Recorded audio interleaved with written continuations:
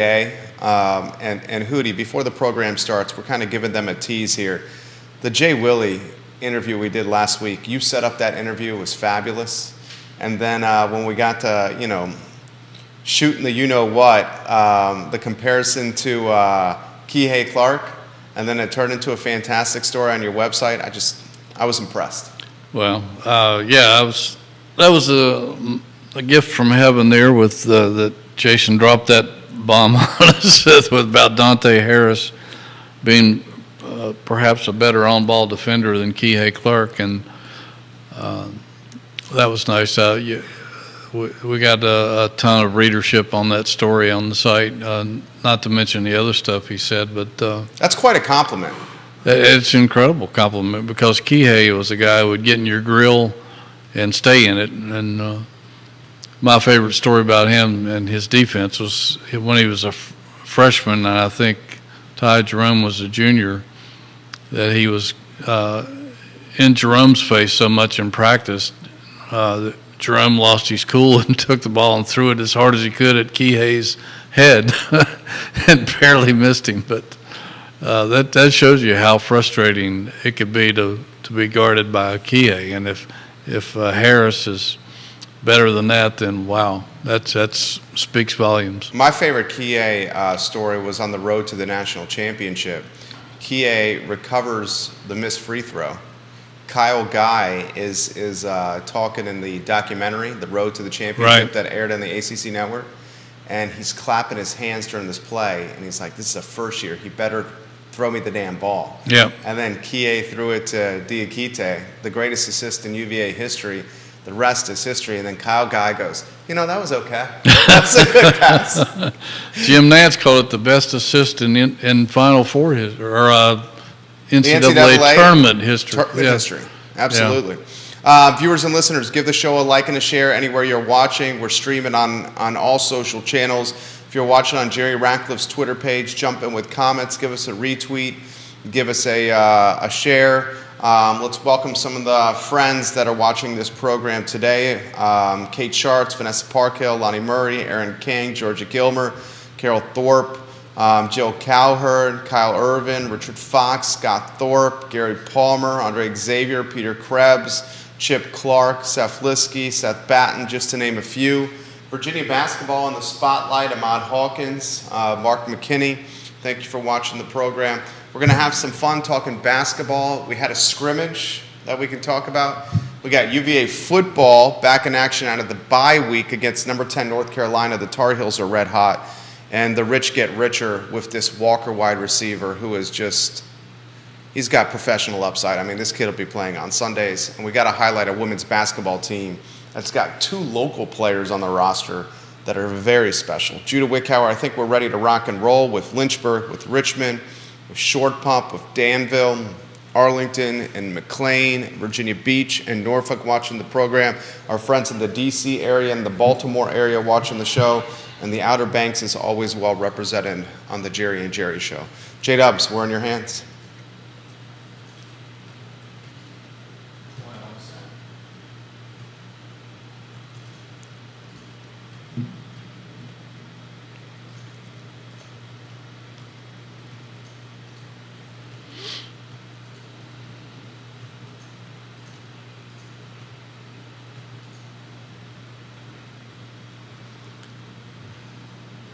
Good Tuesday morning, guys. My name is Jerry Miller, and this is the Jerry and Jerry Show here on the I Love CVille Network, an opportunity to spotlight the Virginia Athletic Department for Wahoo fans across the country and the globe. The star of this show is a Virginia Sports Hall of Famer, Jerry Hootie Ratcliffe, who has covered Virginia sports for 40-plus years. We encourage you, the viewer and listener, to shape the discussion of the program by asking questions on social media, wherever you're watching the show upon, by challenging us, by sharing your perspective as a Wahoo fan.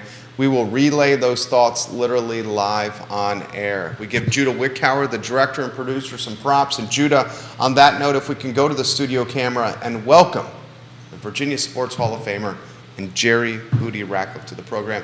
My friend, good Tuesday morning to you. Same to you, my friend. It's always good to see you. Our weekly meeting here, it's always fun. It's great to have you. It's great to chat with you as well. Johnny Ornelas, thank you for watching the program.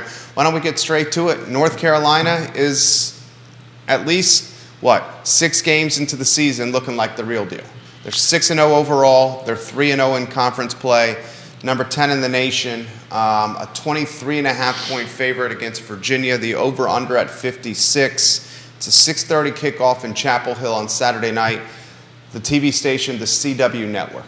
An open-ended question, where would you like to begin?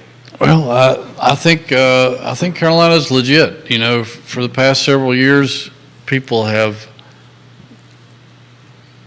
gone maybe a little overboard, giving them too many props, and they weren't quite there because they would have a problem on the offensive line or the defense, mostly defense. It seems like they've always had a good quarterback, but I think this Carolina team is a little different. They've got I don't see any true weaknesses in this football team, and the addition of Tez Walker has made them. It may take that offense to another level, and it was already good before. It's complete. They can run it. They can throw it. They have the right guy at quarterback. But the big difference, I think, in this team is the defense, and they really haven't been good on that side of the ball since Mack Brown came back several years ago. And now Gene Chizik seems like he has recruited enough talent on that side of the football to where they're probably still giving up a little bit more points than they would prefer. And it was hard to put Miami away the other night, but that was a pretty fierce pass rush. They beat up Miami's quarterback the entire game, and I'm sure he spent a lot of time in the ice tub when he got back to Miami. But that's a point that Virginia's going to have to pay a lot of attention to this week, is trying to protect the quarterback, because they're already one of the worst teams in the country in doing that. They're giving up about 4 sacks a game. And with that kind of a pass rush, it's going to be vital that they try to keep Tony Muskett clean. Tony Muskett is certainly going to face a lot of pressure from this North Carolina defensive attack. I'd love to highlight the offense with you. You've already touched on this. Drake May had 4 touchdowns against Miami. UNC scored 21 points, 21 unanswered points in the third quarter against the Hurricanes. They beat Miami 41-31. And Tez Walker, where do you begin with this guy? I'm going to give you some stats on Walker. This is against Miami. Miami's got some pros on defense, too. Yes. Walker's got 6 catches for $132 in the air and 3 touchdowns. Walker also had 2 carries and 19 yards in the running game. They got him returning kicks as well. I mean, where do you begin with Walker, who clearly looks like he is an NFL wide receiver? He's got size, he's got speed, he's got great hands, maybe even playing with a little chip on his shoulder with how the NCAA scarlet lettered him for half the season. Your thoughts? I still can't figure out what the NCAA was thinking on him, and I think Carolina was right in their comments. I think they were justified in why the NCAA, who's supposed to be looking out for the welfare of student athletes, were detrimental to this kid's season. I mean, he's missed almost half the season now. And you pointed out those numbers, Jerry. That was his first start of the year. Right. He doesn't even really know the playbook. No. I mean, he was thrown into action a little bit last week, and like you said, he really had barely probably practiced, because I think he wasn't so sure he was going to get to play this year, so he was letting the other guys who were playing get the reps. So it was like he was just thrown into the fire, and look at the way he responded. I have a good stat on him too. It relates back to Drake May, their Heisman Trophy candidate, and he is a legitimate Heisman candidate. Without Walker, Drake May is 96 of 132 for 1,187 yards, 5 touchdowns, 9 interceptions. With Walker, and less than 2 games, right? Right. He's 50 of 80, 715 yards, which is more than half of what he was with in the other 4 games. 7 touchdowns, no interceptions. This guy makes a big difference in being a target. And it takes pressure off the rest of the offense, too, if you've got a guy like that out there, because I don't know how you single cover him. I don't think you can. And to me, he could be the next Deebo Samuel. Like you said, he can run it, and he can line up anywhere on the field and hurt you. So they just became a good football team became even better with him in the mix. Let's talk about Virginia's defense here. Roger Voisinay, welcome to the show. Thank you for sharing. Johnny Ornelas, who's opening a restaurant on West Main Street in Mexicali in the old World of Beer location. Johnny, thank you for sharing the show. Well, welcome to the program. Folks in South Carolina right now and some folks out in Morristown, New Jersey on the show. If you're Virginia's defense, I mean, first of all, let's cut to the chase here. UVA is a 23.5-point underdog here. UNC's got hopes of contending or winning an ACC championship. Mm-hmm. As of this point of the season, it looks like it's UNC and Florida State's race for an ACC championship. We understand that UNC is a heavy point favorite. My question is, how do you keep it close? And I think you got to start on the defensive side of the ball. With the defensive side of the ball, how do you stop this offense? Do you stop the run game? Do you stop May? Do you shade a safety over to Walker's side? If you shade or push a safety over to Walker's side, does that mean wide receiving options 2 and 3, which are damn good, can go off? I mean, how do you line up against this offensive attack? That's going to be a major thorn for John Rudzinski and his defense this week, is preparing for these guys, because Carolina has a really good running game. I think people overlook that because of Drake May's passing ability, but they've got some really good backs and a pretty decent offensive line as well. And they haven't always had that at the same time, but they do this year. And I think they've got to try to stop the run. And I don't know if you want to make Carolina one-dimensional or not, because they're good at that dimension. But if they can run the football on you, they can do anything they want. And I'm sure it's Carolina's aim to control the line of scrimmage, run the football, use their play action, and get all those good receivers, including Walker, involved in the attack. And I don't know. I don't know if you can stop that Carolina running game. Virginia's had trouble in the past stopping Carolina's run offense. We've seen Carolina rack up big numbers. And so I'm sure Mack Brown is, even though he has all that talent in the passing game, he's going to try to establish the run early, I think, and try to control the game on the ground, and then balance it out with a lethal passing attack. And Drake May can run the football too. So you can't forget that aspect of it. He's pretty good at picking up first downs when he needs them. Do you think I got a two-part question for you. You talk about the run game. Omarion Hampton is UNC's top tailback. This guy is a sophomore from Clayton, North Carolina. He's got 112 carries, 658 rushing yards, 8 touchdowns on the season. And how about this statistic right here? This guy is averaging 5.9 yards per carry. 5.9 yards per carry for a 6-foot, 220-pound tailback. 6 foot, 220 pounds is big in the pros. 6 foot, 220 pounds is huge in college. Absolutely. I mean, this is a battering ram right here. Here's a two-part question for you. If you stop the run game, may have potentially a field day in one-on-one coverage with UVA's secondary. And UVA's secondary has been exposed this season. Yes. Do we see any other potential opportunity to stop this offense? Maybe it's on the offensive side of the ball where Virginia maybe can establish the run or start eroding some clock to control time of possession. Running the football has not been Virginia's cup of tea so far this season. Well, possibly.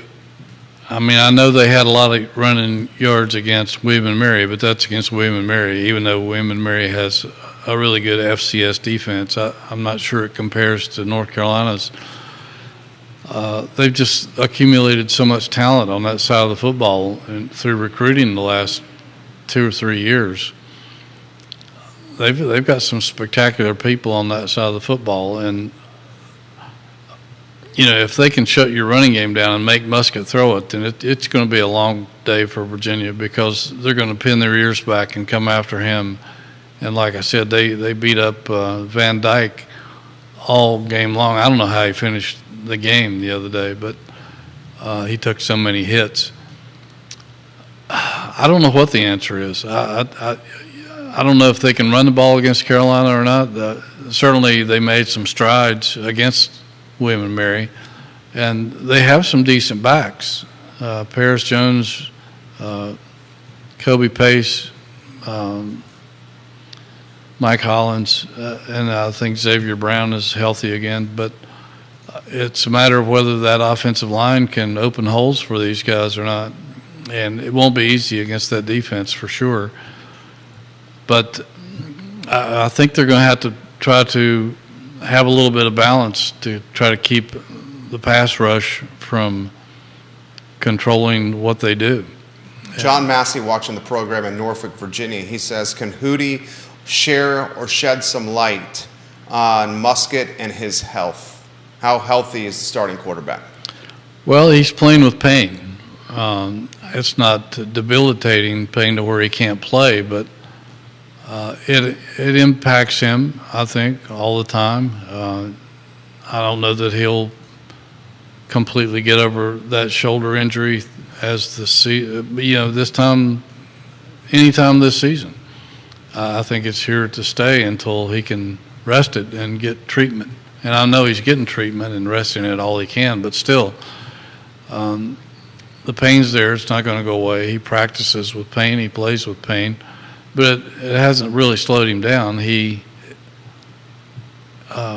saw against William & Mary that he stretched out for that first down and re-injured himself for one play, but came back in and threw a touchdown pass. So he's a gritty kid. He's a tough competitor. He won't make any excuses, but he is playing with pain, and that's it. That's here to stay. Lindsay Lou Who, watching the program, she's watching in Newport News, and she has this question for Jerry Hootie Ratcliffe. If the game is a blowout, does Calandria come in and play? Are they still mindful of not burning his redshirt year? They don't want to burn his redshirt year if they don't have to. I think the only reason he would play now under the plan that they announced after the William & Mary game is if Musket gets hurt and can't go for more than a series. If he's out for extended amount of time, even in one game, then they really don't have any choice but to put Calandria back in, because I don't think they have anybody else that can handle the situation right now. Brosterhouse hasn't played enough, but I think that's the only circumstance Calandria gets back into a game this season, is if Musket simply can't go, can't operate, can't function. They really don't have any other choice. Otherwise, they want to redshirt him and take their chances that he'll stay here for another 4 years. This is a very good question, and I appreciate this one from Spencer. Can Ratcliffe compare and contrast Walker, the UNC wide receiver, who clearly, as Jerry said, is going to play on Sundays, to two talented wideouts that UVA has in Washington and Fields? Well, he's a little different. I think he's a little higher level athlete. Definitely. And like I said, he can line up anywhere. I mean, Washington is mostly a slot guy. Malachi is a stand-up wide receiver, can run the deep route, can run the fade route, can go deep. I'm not sure those guys could change places and be as successful as they are in their current roles. But Walker can. Walker can. He can. You can line him up anywhere on the field. He's a superb athlete. And like you said, he can run the football. He's returning kicks, for goodness sake. he's a game changer. There's no question about it. And that's not to say that Washington and Fields aren't. I think he's just a little higher level athlete than Washington or Fields. But I wouldn't mind having Fields and Washington on my team. That's for sure. Well said. Well said. Do you think May plays on Sundays as well? Is he going to continue the trend of UNC quarterbacks playing in the National Football League? Yes. I mean, he's in the Heisman, a serious Heisman candidate. He's in the race for a reason because he's that good. NFL scouts are frothing at the mouth. He'll get drafted early, I believe, and some people think he's the best quarterback in the draft. Some people don't, but it's a matter of what team believes that he fits their system the best. And I think he's going to be playing in the NFL for a long time. I think he's better than Sam Howell. I was going to ask you about that. I'm a Commanders fan. It's still weird for me to call them the Commanders. Sam Howell. Yes, I don't like that name. So weird for me to call them the Commanders. Sam Howell has shown some flashes of brilliance, and fingers crossed as a Commanders fan, and I think a lot of Commanders fans out there feel this way. They may have found potentially a quarterback of the future where you can build around in Sam Howell. You think May's got more upside than Howell, and if so, why? I do. I just think he's more consistent, better overall athlete. He can he has every throw in the book. Not to say that Howell doesn't, but I think he's just a little higher caliber quarterback who will probably start faster in the NFL than Howell did in terms of being successful. And I just think he's one level up from what Sam Howell is overall. We welcome Annie Williamson watching the program right now. Annie, thank you for watching the show. Viewers and listeners, if you have questions, put them in the feed. I will relay them live on air on the Jerry and Jerry Show, and the questions are coming in. I have a couple in my notebook that I want to get to before I talk recruiting. The talk on the message boards, the talk on social media has been Virginia losing a third recruit in the class of 2024, and it's unfortunate because the recruit they just lost decommitted from UVA and headed to Vanderbilt. A friend of mine, James Watson, who's a diehard UVA fan, I saw him coming down 4th Street this morning, and that was what we talked about, this lost recruit for Virginia football. We will get to recruiting, I promise you here. Let's go keys to the game first. With UNC and UVA, 6:30 kick Saturday. The over-under 56 points, and UNC currently a 23.5-point favorite, depending on where you shop. Yeah, well, Chapel Hill hasn't always been the toughest place to play, although it's been tough for Virginia. But this year has become a very difficult place to play. The crowds are back; they're back into the game. It's a big-time atmosphere. They don't sit on their hands like they have in previous seasons. This is an active, intimidating crowd. It's an intimidating place to play. And I think the only thing that gets in Carolina's way is themselves. And Mack Brown told an interesting story yesterday about when he was at Texas, the head coach at Texas, and they were undefeated late in the season, and he got a call from his old coach and said, "Man, you're in trouble."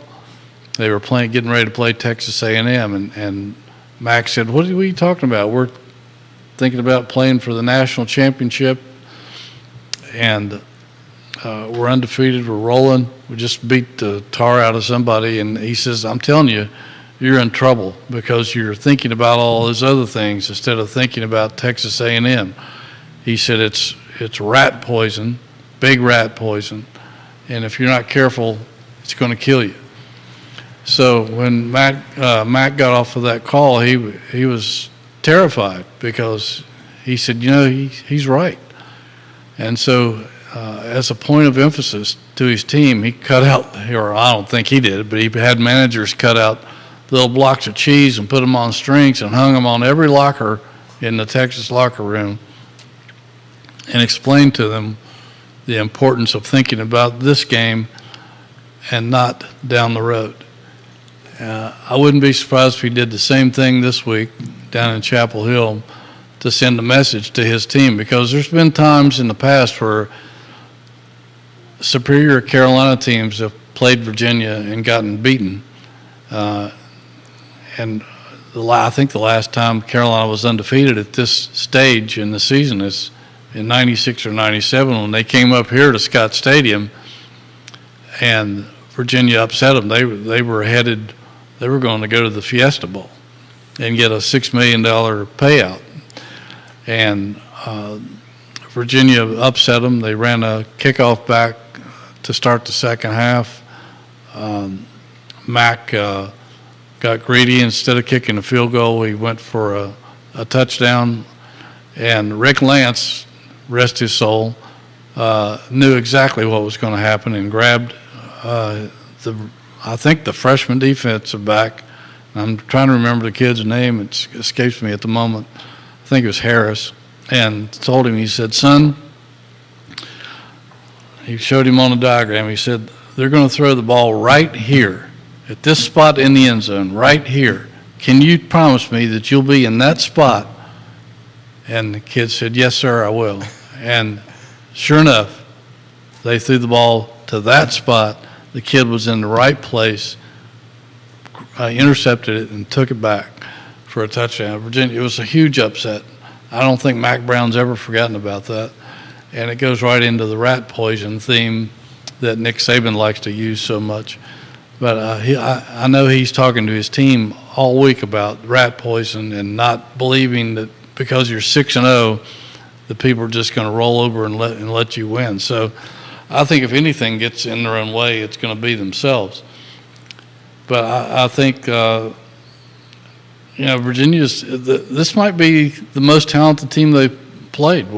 These guys may be better than Tennessee. I think they might be better than Tennessee. I didn't think they were to start the season, but they've developed.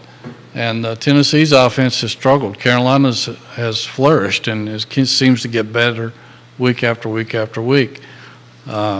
Tennessee might have a little bit stronger defense, but Virginia just can't let this game get out of hand early, because if it is, it's going to be a long night, and they could get pounded if they're not careful, because it's going to be like walking into the Lions' den down there. It's still a rivalry, the South's oldest rivalry. We just got that question come in. And they take it seriously. You see right there why Jerry Ratcliffe is an award-winning writer. I mean, that right there is like reading one of his columns, what I just heard from him.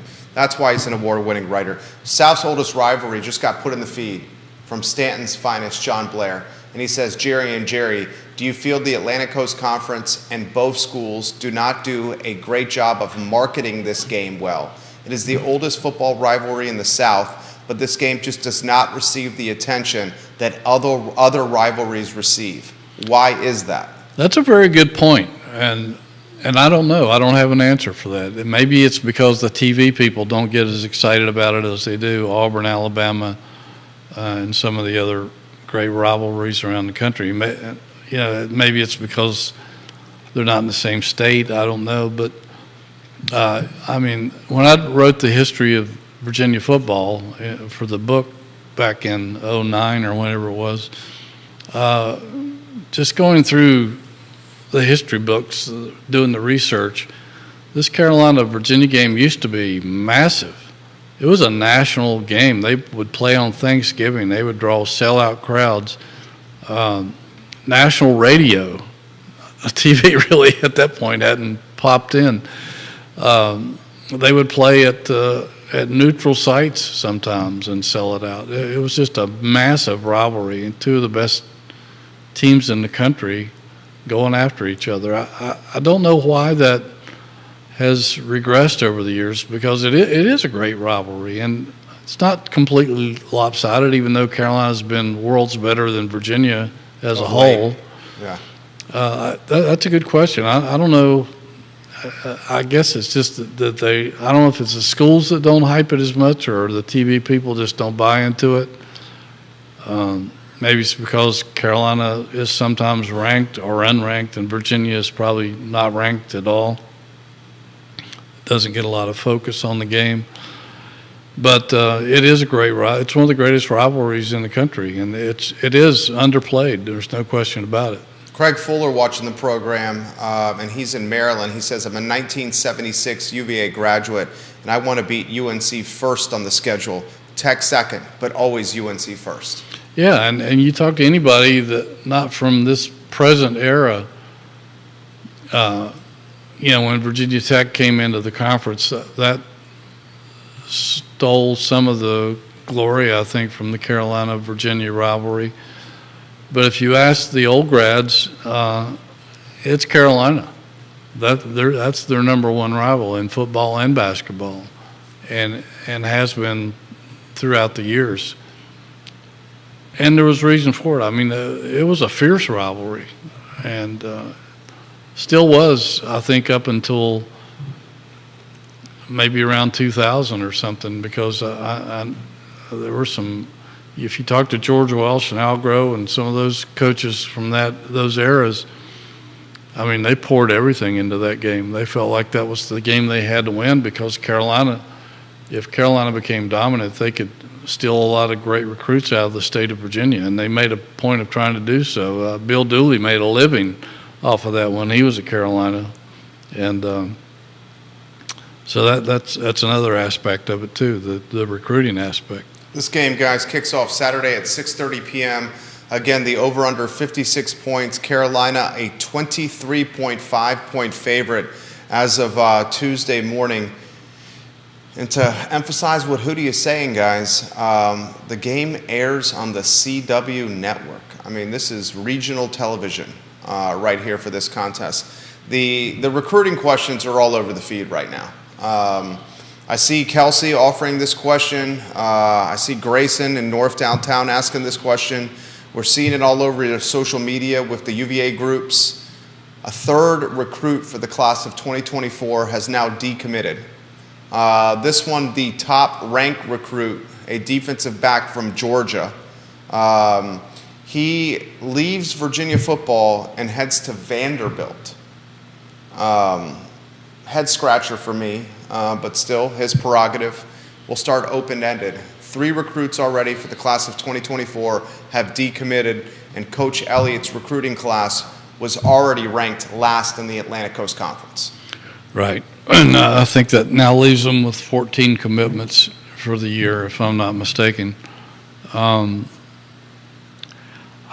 would suspect that it comes down to Virginia's performance so far this year, that some of these kids are bailing because they don't want to be part of a rebuilding program or a losing program, and that's a lot of times what it boils down to. And it could be, I don't know when the kid visited, but it could be that he was here for one of the games, and even the crowds have been decent this year. They haven't been outstanding. I don't know if that may have had some influence on him or not. I know that does impact some recruits when they come to a stadium and they see that it's, nowhere near capacity. But I suspect that it's probably Virginia's start, 1-5 start. I think that's 100%. And things look bleak for the second half of the season because the schedule only gets tougher. It's tough, it's not good losing commitments like this, particularly when it's one of your better commitments, and particularly from the state of Georgia, where they've done a pretty good job in recruiting some of the athletes out of that state, which is football rich in talent. So that's definitely a blow to the recruiting campaign. And like you said, they're already ranked at the bottom or near the bottom in ACC in terms of recruiting. I don't know. That's the only thing I can think of is that it's particularly tough losing a kid to Vanderbilt because their program is not that great either. And their academic standards are just as tough as UVA's. Probably so. Yeah. And they don't have great crowds either in that stadium. So the fact that he went to Vanderbilt and not somewhere else in the SEC or ACC is somewhat puzzling, but it's tough losing a recruit, but when you lose them to Vanderbilt, that's even tougher. I'll throw this to you. This is from me personally, then we'll get to the viewers and listeners here. And to put Vanderbilt in perspective, guys, Vanderbilt is 2-6 on the season. And they're 0-4, 0-4 in the Southeastern Conference right now. and the performance is not great for the Commodores, and that's putting it lightly. Does Tony Elliott, does he have to prioritize this transfer portal right now? Because clearly he's in rebuild mode. The recruiting class is going to take, the 2024 recruiting class right now is not looking super great. Maybe he makes a late push and adds depth, but a lot of these guys have already committed to programs here. Is he going to have to shift the model completely and prioritize a transfer portal that brought a wide receiver to him in a Malik Washington, for example, that is arguably Virginia's best player on the football field right now? True. And he probably is the best player on the field right now on either side of the ball. Yeah, I think that's the only answer for Virginia right now, because I don't know what shape they're in with some of the guys that they're still pursuing in high school. But the only way to have an immediate impact on this program is through the transfer portal, because even if they do finish it up with a better recruiting campaign, it takes too long. Yeah, those kids, they have to develop. They're high. You're not going to find a Cam Robinson every time you walk out and try to bring in some recruits. But the transfer portal is the easiest route to rebuild your football team, restock it. But then again, as we've mentioned on previous shows, Jerry, a lot of the players, they're limited on some of these players. They can't get them into school because their transfers don't their credits don't transfer into UVA's tougher academic setting, and that's a problem. And they don't have the NIL opportunity to leverage, at least not now. Exactly. At least not to the point that a lot of schools do, that they're competing against. I mean, they have some NIL, but it's not anything that's going to turn too many recruits' heads.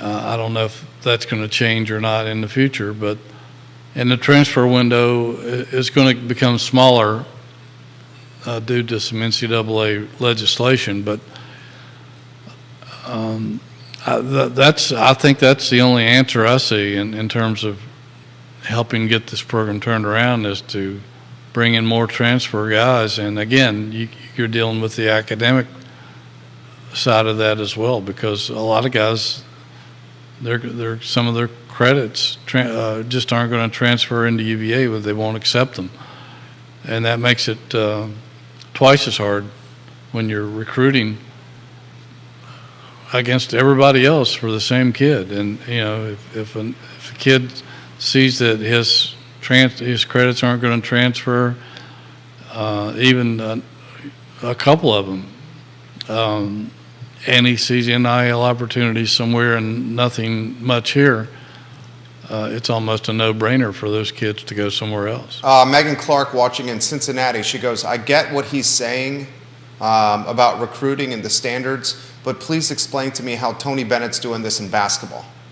I appreciate Megan's comment here, but I don't think comparing basketball recruiting and football recruiting are comparing apples to apples here. Yeah, I mean, we're talking about a 15-man roster as opposed to a 100-man roster, and it's a world of difference. In basketball, you can get, they had 4 transfers this year, and in football, 4 transfers is nothing. Particularly if you're rebuilding a football team, you may look what Deion Sanders had to do at Colorado. He brought in 80, I think, players from elsewhere, and that's never going to happen here, not even close. But it's a whole lot easier to rebuild a basketball team. All you need is 3 or 4 really good guys, as opposed to football, where you need at least 35 really good guys to have not only good starters on both sides of the football, but depth. And depth is a huge thing in college football. If you don't have it, and you have a rash of injuries or something, or you miss on a couple of recruits and are not that good, you got to have playable depth behind them to take up the slack. And it's a monumental task to try to build that kind of depth on a football team, and that's what it takes to win these days. If you don't have depth, a couple of key injuries can be crippling to your entire football program. What's the saying you like to use? We like to be Harvard Monday through Friday, and then Alabama on Saturdays. Yeah, and I've had a lot of people ask me about that in the past couple of weeks too, and they and I'm sure it's a split decision. I'm sure some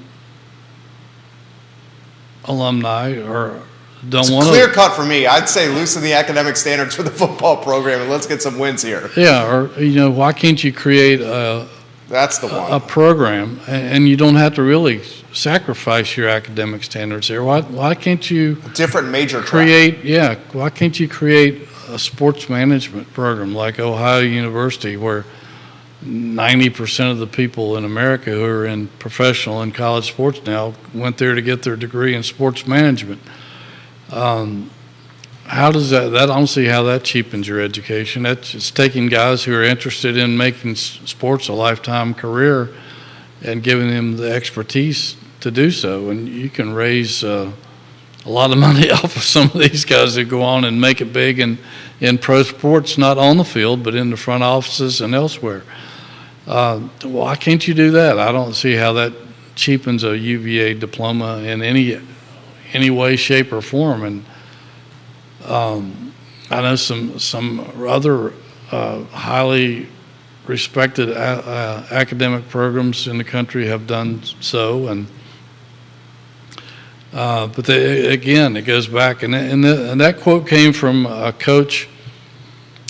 I was doing the research on the book. I think back in the 50s or 60s, I think it was the 50s, they were trying to attract the Michigan coach to come here, and were offering him good money.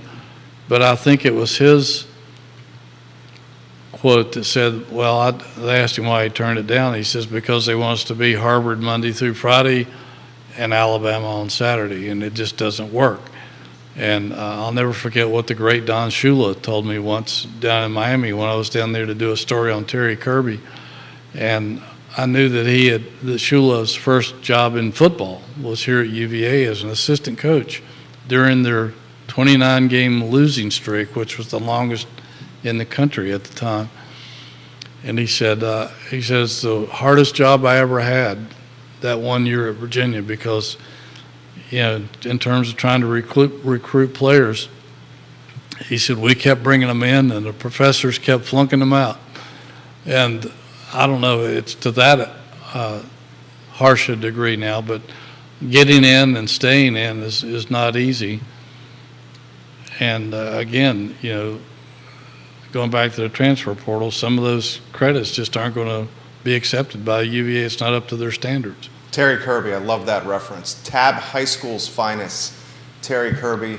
His son's on this year's team. I believe that's right, and I believe, if memory serves, the guy played for the Dolphins, the Niners, the Raiders, and the Cleveland Browns. I think that's correct. In the National Football League. Terry Kirby from the 757. Megan asked the follow-up question then, and she's clearly watching the Jerry and Jerry shows here. She goes, on a previous program, Hootie, I love that folks are calling you Hootie now, referenced Wally Walker as the man who's going to lead the charge to improve the NIL. Any update on this?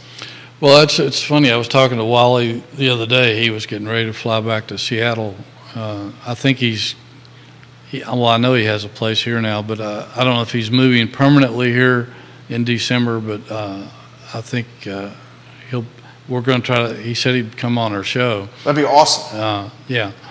And we wanted him in studio. He could have done it remotely from Seattle, but we'd rather have him here in the studio. So that may not be until December, but I don't know exactly. I haven't talked to him at length about what his responsibilities are going to be in terms of trying to help his alma mater. I'm sure that he's going to take a close look at the NIL situation and learn about that in terms of where Virginia rates around programs in the country and other aspects of the athletic program and fundraising and all that ball of wax. But I can't give you an update on that right now, but I'm sure that Wally, with his expertise, because he's been general manager of an NBA team, he ran his own financial business successfully out in Seattle. He's well connected. He will be a difference maker with UVA, and it may take a little time, but that's the kind of guy that can help turn things around. Lauren Richardson asked this question: how does Jerry characterize college football today? Is he a fan of the changes? I will add to this. Mikey Lewis on Twitter, who we both follow, shared something this past week about television viewership in college football this year, and television viewership in college football this year is off the charts. Yes. The ratings are off the charts. People are watching college football at clips they have not in years past. A lot of folks are utilizing that, key performance indicator, that KPI, as a metric that the transfer portal and the NIL is not necessarily bad for college football. I am of a different mindset because it just, and I'll throw it to you here, seems to me the transfer portal and NIL has basically turned college football into even more big business, especially at the top of the pyramid, where the rich are getting richer and the parity is falling away in college football. One of the things that I loved about college football is on any given Saturday, anything could happen. Not so much the case anymore. Yeah, I mean, we're not seeing quite as many upsets this year as we have been at this point in the season. I'm all for athletes getting paid. I have no problem with that. But I think it has to be regulated. I think it has to be a balanced playing field. And it's not. It's the wild, wild west. And one program, I can't remember who it was exactly, this past week announced that I think all of their players were going to get new trucks, brand new trucks. Yeah. I mean, Virginia can't do. Well, they could possibly do that, but they're not going to do that. And it's crazy. You know who that program was? It's the University of Utah. That's right, Utah. And it's not. We're not even talking Bama or Michigan.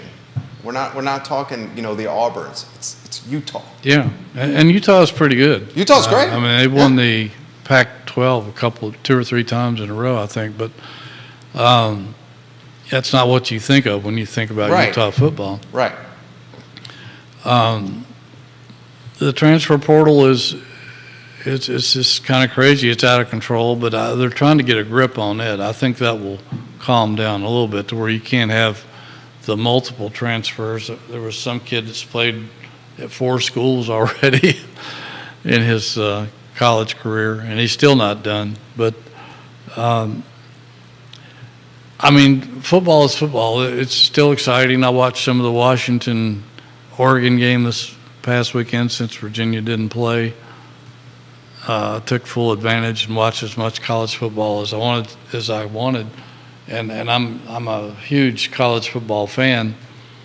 I watch every game I can see, as opposed to the NFL, where I just watch my 49ers and that's about it. But it's still an exciting game, and it's the fact that you mentioned that the rich get richer. They're bringing in. It's easier for them to get to stay consistently at the top because they don't have to wait on a kid to develop, even though they're having great recruiting years. If they need a wide receiver, if they need a safety, if they need a quarterback or a running back, they just go out and get one from somebody else and steal from the poor.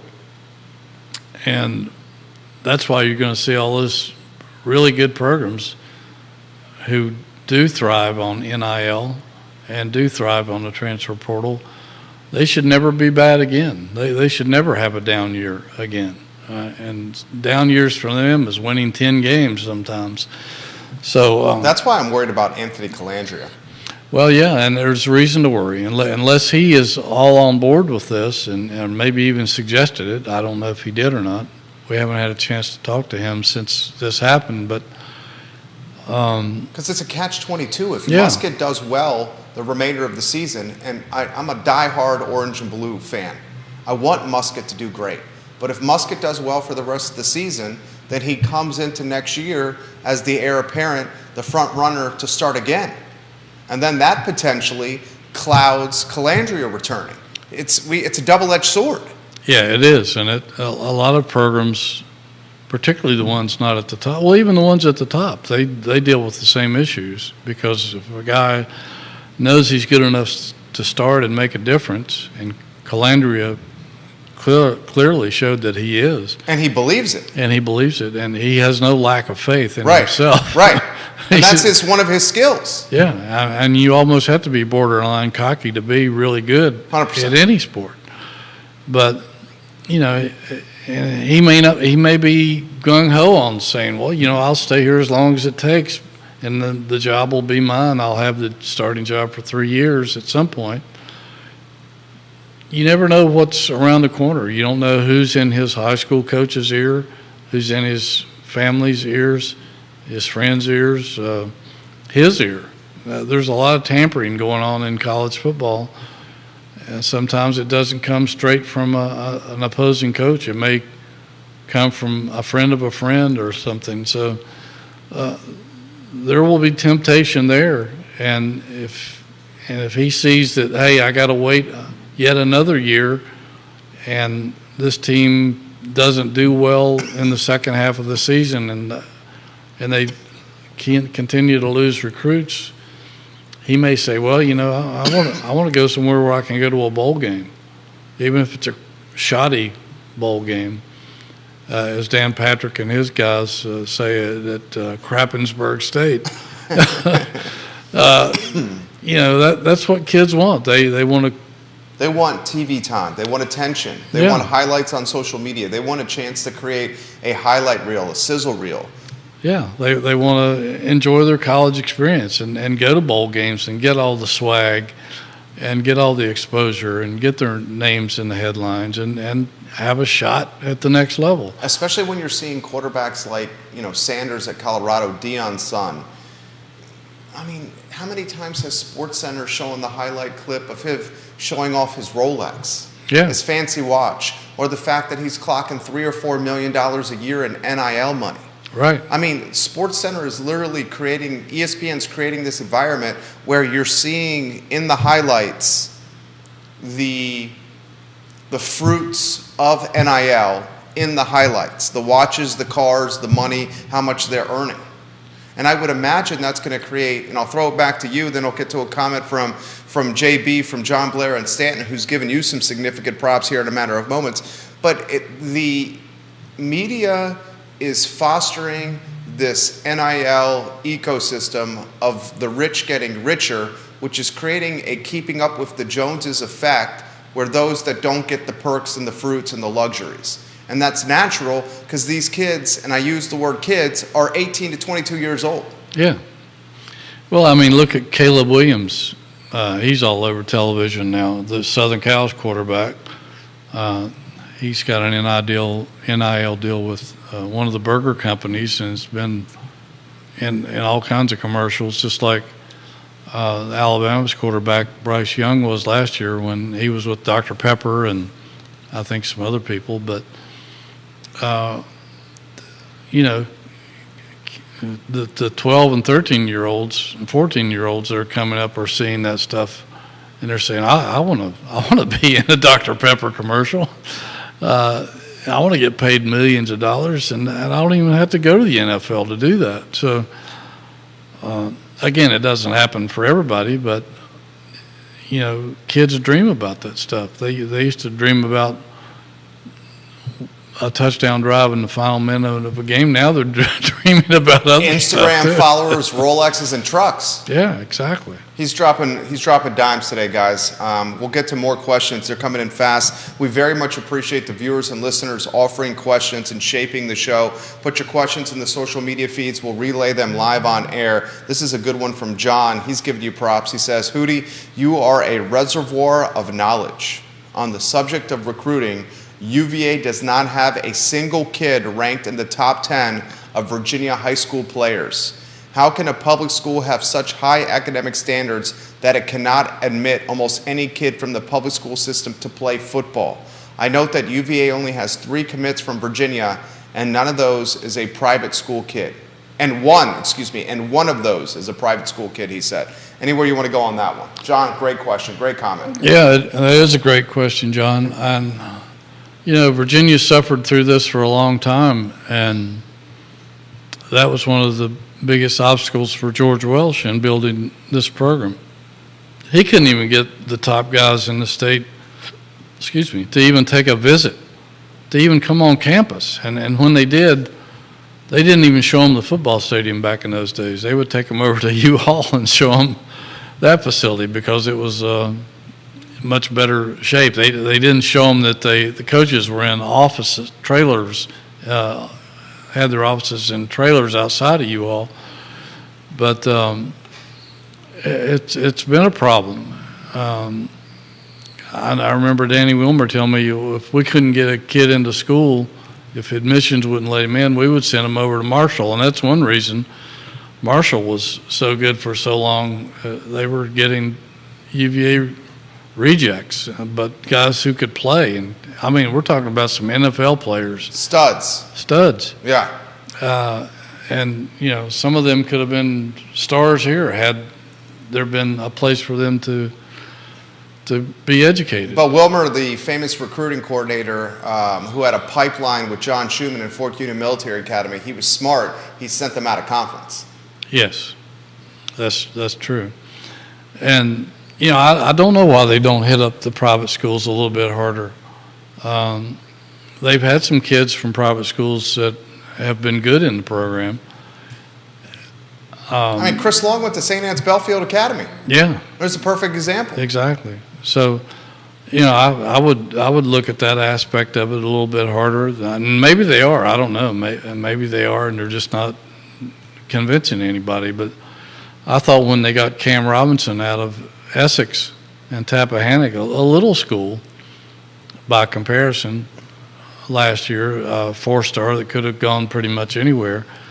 I thought that might open some recruiting doors for them in the state, but they haven't been able to build on that. I will say this, though. You follow everything when it comes to football. A lot of the private schools, have you noticed they're playing 7-on-7 football?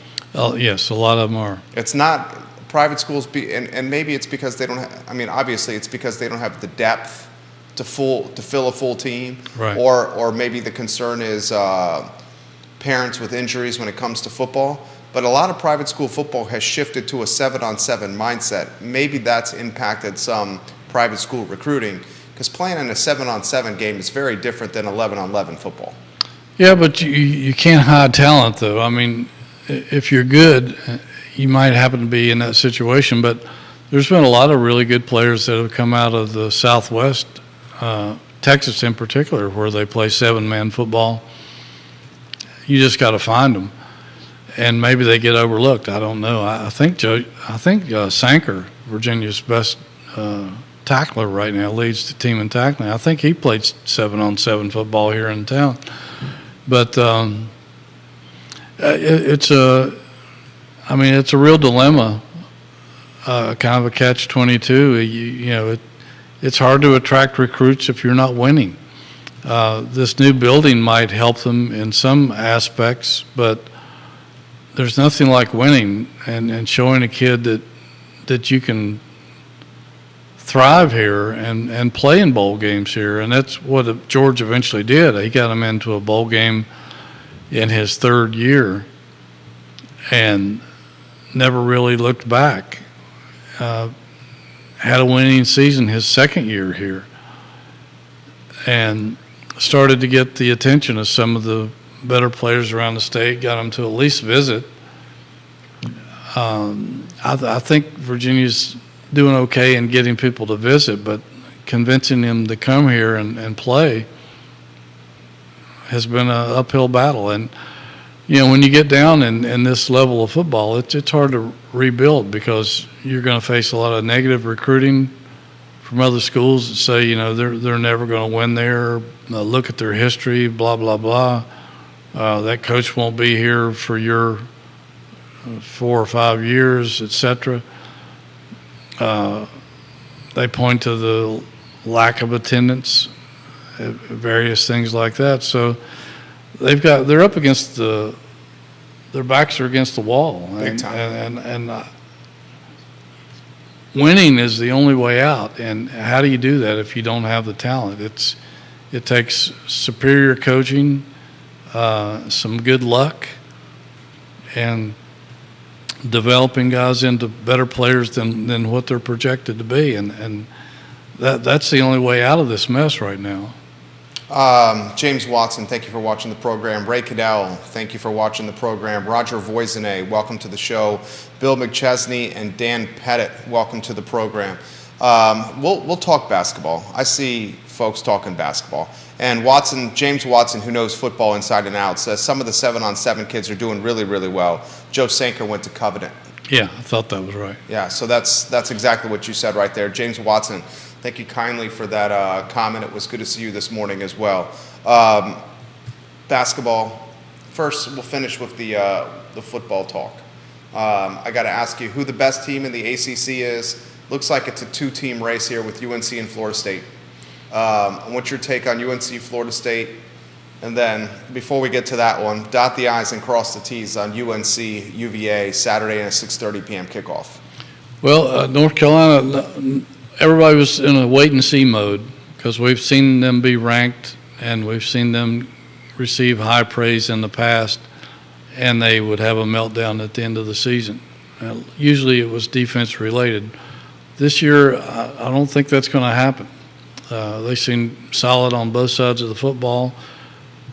Right now, I don't think there's a whole lot of difference between North Carolina and Florida State. I thought Florida State had more playmakers than anybody else in the league, including Clemson, which was true. Now Carolina, with Walker on board, they might be able to go toe-to-toe with Florida State. I don't think the defenses are a whole lot different. Carolina might even have an edge on defense. I'm not sure. But it looks like right now, unless something dramatic happens, I would think those two will be in Charlotte for the ACC championship game, and that is essentially a home game for Carolina, which could tilt things in their favor. Clemson lost twice early. I don't think they're going to be able to make up that much ground even if they win out. Duke is a question mark because of Riley Leonard, and they still have to play Florida State, and I think we were talking off air, I think at Louisville, so they're going to have a couple of tests, and they got to play Carolina. So the schedule might not be in their favor at this point. Louisville, it's up and down. Miami is interesting because we've seen Miami teams start out like a ball of fire and then fizzle. It'll be interesting to see what 2 losses in a row may do to them, whether he'll be able to keep those guys inspired to play or not. So if it's the same old Miami, they may just go down the drain. We don't know. It'll be interesting to see how Mario Cristobal gets that team ready for the stretch run. Cully Baggett, the developer, leaves this comment. They need a new stadium as well. That's what kicked off the rebuilding of basketball and its recruiting success. 18-year-old kids want to go play in a state-of-the-art stadium. That's just one of the pieces to this puzzle. Well, they can enhance Scott Stadium. I don't think they need a new stadium. I like old historic stadiums as long as you can keep up with the Joneses. And I think they're going to bring in a Jumbotron next year that'll be like, I don't know, 3 or 4 times bigger than the one they got now. Saw one up at Maryland. That's nice, but nothing is a substitute for winning. You can win and not even have a jumbo, any kind of a TV screen in your stadium, and people will get excited about it. But they can do some things to enhance Scott Stadium. I don't think they need to start over and build a new stadium. How do you enhance the experience?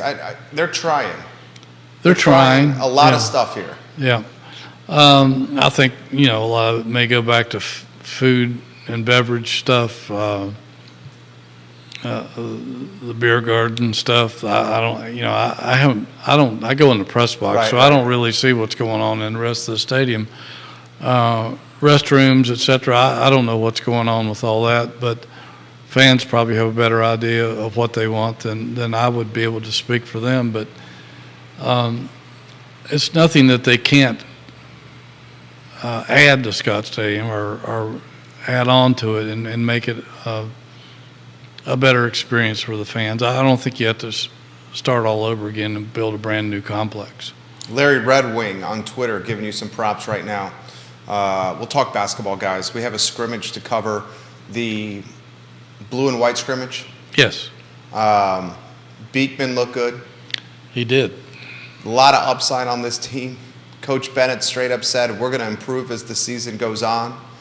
A lot of chatter on Leon Bond.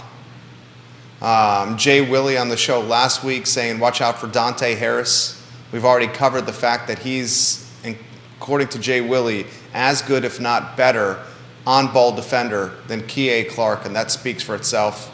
A lot of folks talked about Andrew Rohde looking to score anytime he touched the ball, although at times maybe forced the issue. A lot of folks saying McNeely looked like he put on a lot of muscle and is primed for a big-time, a lot of upside this season. Jordan Minor excites me. I think a lot of this, Jordan Minor is going to play a key role in this team as maybe the best interior player on the roster right now. Where do you want to start with men's basketball, Coach? Well, let's start with Beekman. Jason Wilford told us last week when he was here in the studio that he has noticed a lot more confidence in Reese coming out of the combine and some of the other workout sessions he had for NBA coaches and scouts. That he's more of a vocal leader and more comfortable handling the ball, perhaps. Maybe a little more aggressive offensively than he was in the past. And they're going to need all that from him because this is clearly his team. All the other players respect the heck out of him. And he's just damn good. And, a lot of how he goes is how Virginia's going to go. And I think we're going to see the best Reese Beekman we've ever seen this year. It was evident, I thought, in the game the other day. He had a nice scoring game. It wasn't anything lights out, but it was just a scrimmage. You have to remember that. And it was only a 28-minute, 30-minute scrimmage. So you take some of the numbers, and if you add another 10 minutes or so to those numbers, they're probably going to be more impressive. But I thought he looked ready for the role of being the leader of this basketball team. Leon Bond looked terrific. We heard last year when he was redshirted, we heard all kinds of stuff coming out of practice about how good this guy was and how he was going to be a force this year. And he is. I mean, he led them with 13 points in the scrimmage. I mean, his upside is significant. A 6'5", 200-plus pound redshirt freshman. Yes. I mean, who plays bigger than his size. Plays way bigger than his size. He can jump. He can run. He can finish at the rack. I mean, I'm not seeing a whole lot this kid can't do right now. And I'm not trying to put the cart before the horse because this kid's young. Yeah. And doesn't have a ton of experience right here. This guy looks like the real deal. He does. I mean, he's a redshirt freshman, and he's it's going to be interesting watching him in the early season to see how much impact he has. I think he's going to make a tremendous impact. And such a complimentary player to Ryan Dunn, who people before last season was over was already projecting him as a possible NBA draft choice after this year. They were already saying lottery pick last year, yeah. And he's significantly improved since last year. Again, another guy that I try not to, even Coach Jason Williford made this comment. It's like this kid's a rising second year. Yeah. And don't be putting NBA in his head. Right. Comparing him to DeAndre Hunter, who's got an $80 million+ contract and is an all-star in the NBA. Yeah. But he is that good, I think. And, a lot of times the NBA drafts off potential. But he is potentially that that dramatically good player who has a complete game. And, with Beekman and Bond and Dunn and then McNeely, and McNeely is bigger. I think he spent a lot of the offseason in the weight room building his physique. Yeah. You can just tell with the eye test. Yeah. And he easily won the 3-point shooting contest. I think I saw him knock down like 12 or 13 in a row at one point. He didn't do anything shooting-wise much in the scrimmage. Maybe his arms were tired. I don't know. But he's going to be a force. I think he'll be much better than he was last year. And a guy that's going to be coming off those ball screens and popping three-pointers like crazy. And I think the other guy that's going to start is Minor that you mentioned. What's your starting five? I think it would be Beekman, McNeely, Bond, Dunn, and Minor. That's a great starting five. Which makes you wonder, does Harris come off the bench? Does Rhodey come off the bench? Does Groves come off the bench? Buchanan come off the bench? They've got depth. They can play a lot of guys and probably not miss much of a beat. Minor, I liked. He seemed very fluid in his movements, and I thought he just impressed me. I know he didn't score a lot of points. I think he had 8 points, but I think he's going to be solid in the middle down there for him. And they're going to need some more guys to come along and help with that front court. 6'10", Blake Buchanan has a lot of potential, even though he likes to play out on the edge a little bit. But I think that'll be the starting five. I could be wrong. They could put Harris in there for somebody. But Rhodey and Groves and those guys, they're going to be hard to keep off the floor because they can play. Do you think this team goes legitimately, it seems like, 8-9 people deep? Oh, yeah. So you got maybe even 10. Maybe 10. You're saying a Beekman, McNeely in the backcourt with Leon Bond, Jordan Minor, and Ryan Dunn in the front court. Yeah, I think Dunn would probably play the 3. Bond at 4 because he played 4 in a couple of the quarters of the scrimmage. And right. Minor at 5. Then you bring Dante off the bench. You can. Some of those guys are kind of interchangeable in Tony's offense too. Especially Dunn and Bond. Yes. Those guys very interchangeable. Then you bring Dante Harris off the bench at the point. You bring Rhodey off the bench at the 2. You have Blake Buchanan, who's your stretch big. That's probably behind the arc to stretch the floor a little bit. Groves can probably play 3 or 4. Yep. Jake Groves, the transfer from Oklahoma, can play 3 or 4. That legitimately is 9 players. Where are the minutes going to come from? That's a good problem. That's a good problem to have. And although I know it's Tony Bennett will probably laugh. Every year when he has a lot of depth, he'll say that makes his hair get a little grayer. But it is a luxury to have that many players in your rotation. It's hard to play that many guys and give them the kind of playing time they want, and that that sometimes it leads to dissatisfaction because they don't get as much court time as they want, and that leads back to the transfer portal again. So it's on him to manage that, and I'm sure he's got a lot of plans, and like he normally does in November, we'll see him experiment a lot with lineups and where the chemistry is and who can play at what spots and when to bring people in and that sort of thing. But we should take a moment, and guys, Virginia basketball right now, not in the preseason top 25 in either poll. I think they're 31st if you go by the points. But I think this Virginia basketball team, when the season's over, will be in the top 25 in both polls. Yes. Coach Bennett has emphasized that this program will get better as the season goes on. Yeah, he made a point of saying that at the end of his scrimmage Saturday that we've got some things to clean up.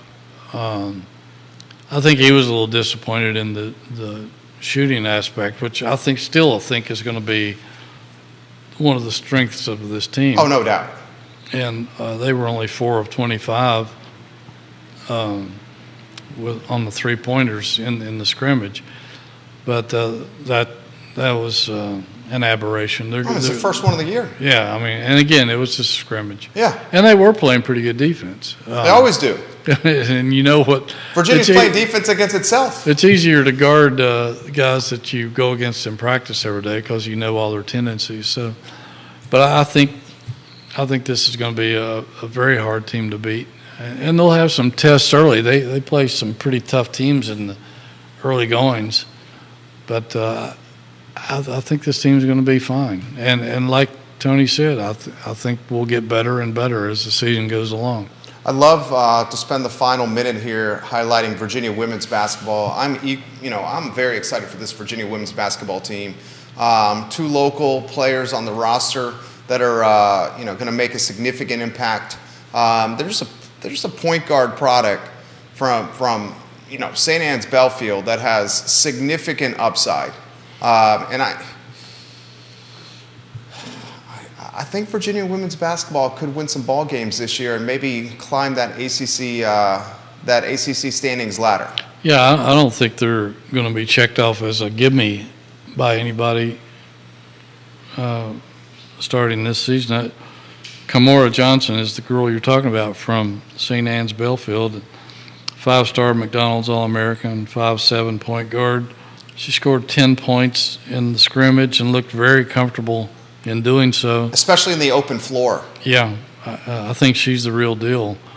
Unfortunately, the other local girl, Olivia McGee from Louisa, 4-star, got hurt early in the game and left the arena on crutches. I saw a video on Twitter yesterday. I think they flew up to New York to watch the WNBA playoffs, where there's a former Virginia player, and I think I saw her maybe not using the crutches the whole time, so hopefully that's not a very serious injury for Olivia. They've already got a couple of girls, Sam Brunell and Mira McLean, 2 of their top scorers last year. Coming off injury, and they didn't play. So 3 local gals. Yeah, 3. And Cameron Taylor's back. She led the white team with 12 points. Looked pretty good. She was last year's leading scorer, I believe. And then girl that's been fun to watch is Katie Pauley from out in Missouri, where she broke all kinds of women's scoring records for high school. She's a sophomore, and she had 10 points, a couple 3-pointers. She can shoot it. So I think this is going to be a fun women's team to watch. Same. Absolutely. Jerry Hootie Ratcliffe, guys, the Virginia Sports Hall of Famer. This show is easy when I'm sitting across the table in the set from a man who's got 40-plus years of institutional memory covering Virginia athletics. Check out jerryratcliffe.com for anything UVA related. This is a breeze today. It went by really fast, didn't it? 11:34. It's a breeze when we get good questions from the viewers and listeners. You'll be watching UNC. You heading to Chapel Hill? Yeah, should be going down to Chapel Hill. I'll be at Tony Elliott's press conference today at 1 o'clock. So check out the website later in the day for all the news. And we'll be updating stuff from Carolina, too. I hope to have Carolina's best beat writer on a podcast later this week. Nice. So